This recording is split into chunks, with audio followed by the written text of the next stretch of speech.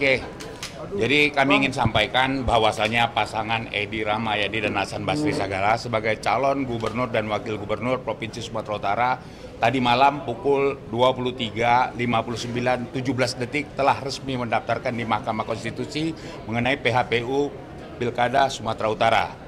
Dalam kesempatan itu kami ingin sampaikan bahwasanya apa yang menjadi bahan pertimbangan Bapak Edi Rahmayadi dan Hasan Basri Sagala sehingga mengajukan PHPU adalah tentang rasa keadilan di Sumatera Utara.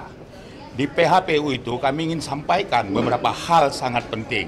Yang pertama, adanya upaya-upaya dari Parcok tadi, Partai Coklat tadi. Partai Coklat itu bisa kita sampaikan dan kita uraikan dalam permohonan kita itu ada di situ unsur Polri, ASN dan Kejaksaan yang ikut terlibat cawe-cawe dalam Pilkada Sumatera Utara.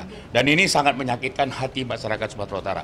Oleh karena itu rasa tanggung jawab Pak Edi Rahmayadi dan Pak Hasan Basri Sagala melalui Mahkamah Konstitusi ingin menyampaikan hal-hal kebenaran ini sehingga masyarakat Sumatera Utara bisa melek bahwasanya Pilkada Sumatera Utara yang telah terlaksana itu tidak dalam keadaan sedang baik-baik saja.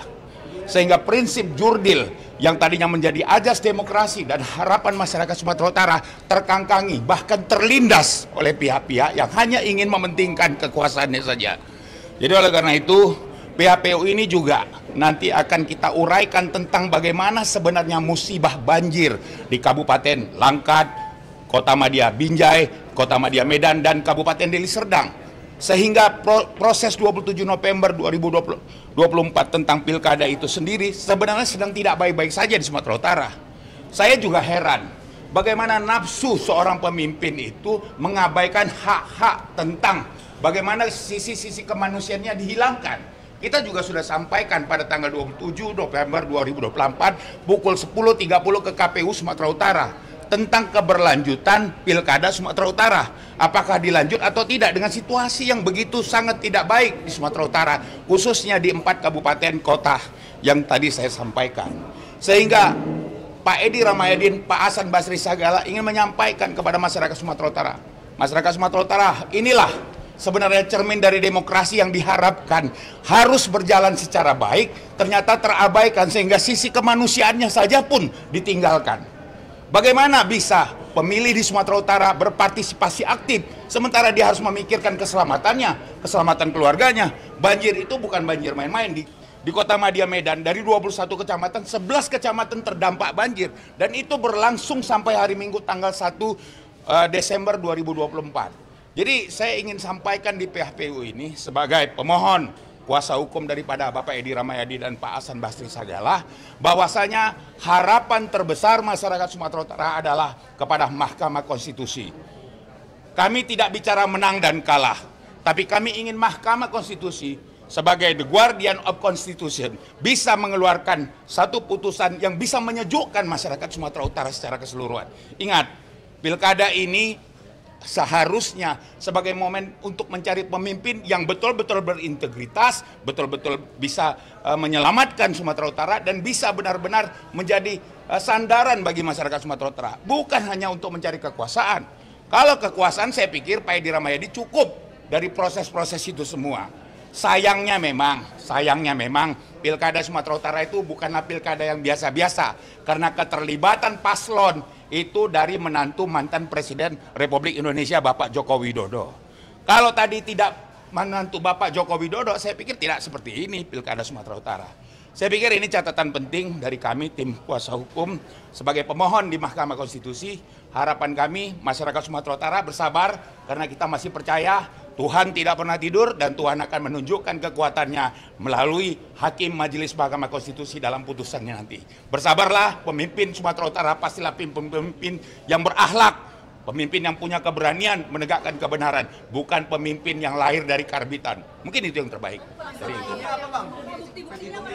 Kita ada 83 bukti. Dari 83 bukti itu ada 3 kategori yang ingin kita sampaikan. Yang pertama ada keterlibatan ASN, itu rangkaiannya masif dan kita sampaikan dan kita uraikan dalam bukti-bukti.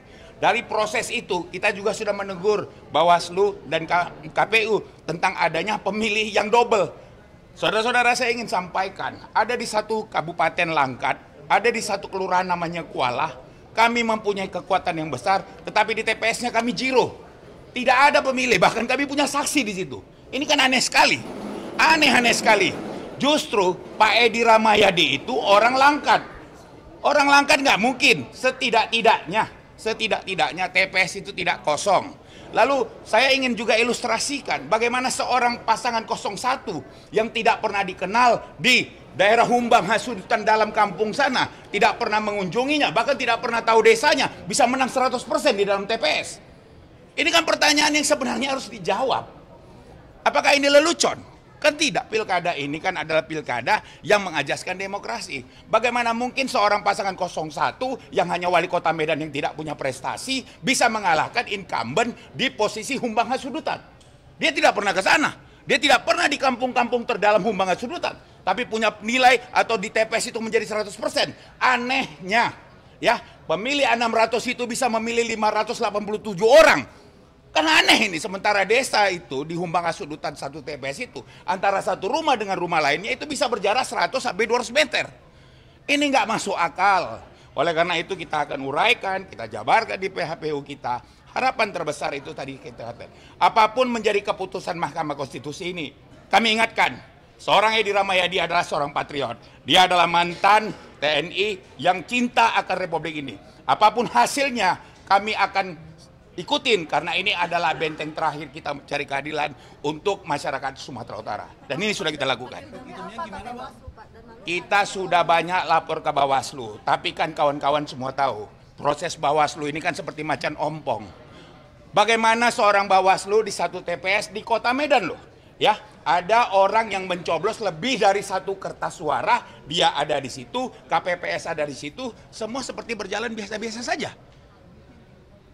Apakah sudah dilaporkan? Sudah. Apakah sudah ditindaklanjuti? Sudah. Hasilnya apa? Tidak ada. Jadi oleh karena itu kita juga memahami proses pilkada ini kan waktunya sangat-sangat mepet. Ya, pada saat kita melapor tanggal 27, maka 7 hari setelah itu sudah berproses tingkat pemeriksaan dan penghitungan-penghitungan. Jadi semua proses itu seperti proses yang sebenarnya kita tidak mau menjalani tetapi harus mengikuti. Karena proses itu memang dari awal kita ketahui seperti itu. Harapan terbesar sebenarnya adalah proses itu bisa berjalan secara demokratis. Biarlah rakyat itu, kalau memang akhirnya memilih bukan Edi Rahmayadi dan itu memang berlangsung secara jurdil, saya orang pertama yang akan katakan sebagai orang yang mendampingi Pak Edi di dalam hal-hal permasalahan hukum, saya katakan, Bapak harus terima, ini pilihan rakyat. Tetapi karena memang situasinya tidak baik-baik saja dan banyak hal-hal yang dilanggar dan tidak adanya kejujuran dalam proses pelaksanaan ini, ya saya pikir inilah Mahkamah Konstitusi kita sampaikan. Tadi kan ada keterlibatan ASN, pemilih yang double, petitumnya apa lagi?